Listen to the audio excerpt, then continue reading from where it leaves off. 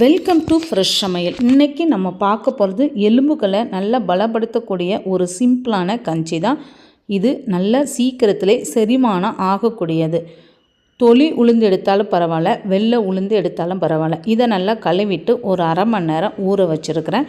இதை இப்போ குக்கருக்கு மாற்றிட்டு உளுந்து மூழ்கிற அளவுக்கு மட்டும் தண்ணி விட்டு குக்கரை மூடி ஒரு 3லேருந்து 4 விசில் விட்டுக்கலாம். இது ரெடி ஆகிறதுக்கிட்லேயும் அவலை நல்ல தண்ணியில் 2 தண்ணியிலையாவது கழுவிக்கணும். கொஞ்சம் தூசி இருக்கும், அதை ஊற வச்சுக்கிறேன். கருப்பட்டி 1 எடுத்து அதை நல்லா பாகு காய்ச்சி எடுத்துக்கலாம். வெல்லம் ஆட் பண்ணனாலும் ஆட் பண்ணிக்கலாம். இப்போ உளுந்து நல்லாவே குக் ஆயிடுச்சு. கரண்டியை வச்சு நம்ம மசிச்சு பார்க்கும் போது நல்லா மசிஞ்சு வரும்.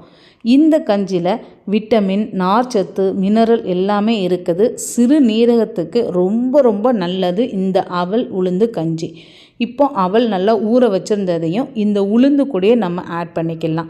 ஃபஸ்ட்டே குக்கரில் வேக விட்டோன்னா அவல் ரொம்ப கனிஞ்சி போன மாதிரி ஆயிரும். இந்த மாதிரி சாப்பிடும் போது டேஸ்ட்டாக இருக்கும். இது எல்லாத்தையும் நல்லா மிக்ஸ் பண்ணி விட்டுட்டு இது கூட நம்ம பாகு வடித்து வச்சுருந்ததை கருப்பட்டியை ஒரு வடிகட்டி வச்சு நம்ம ஆட் பண்ணிக்க போகிறோம்.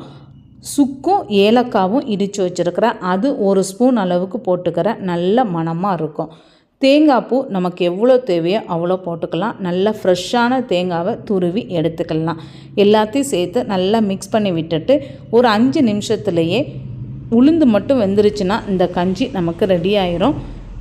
காலையிலைக்கு சூப்பரான ஒரு பிரேக்ஃபாஸ்ட்டும் கூட. இப்போ கருப்பட்டி பாகையும் ஆட் பண்ணி விட்டுறதும்.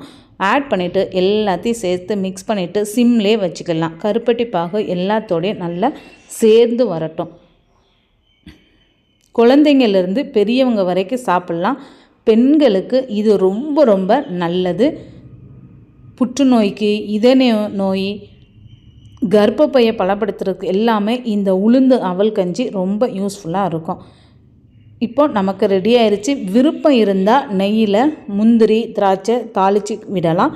நான் எதுவுமே விடலை, அப்படியே சாப்பிட்டுக்கலாம்.